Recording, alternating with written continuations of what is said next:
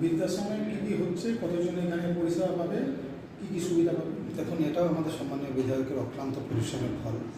বৃদ্ধাশ্রম আমরা কয়েকদিনের মধ্যেই আমরা আশা রাখি চালু করতে পারবো।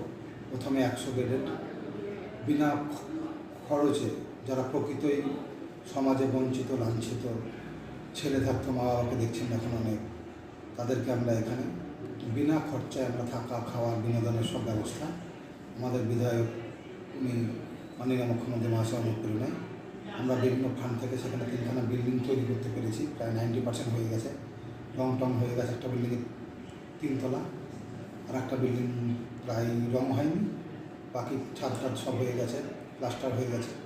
আর একটা বিল্ডিং কয়েকদিনের মধ্যে কমপ্লিট হয়ে যাবে। আমরা আশা করছি খুব দ্রুতই এটা আমরা খুব শীঘ্রই চালু করতে পারবো।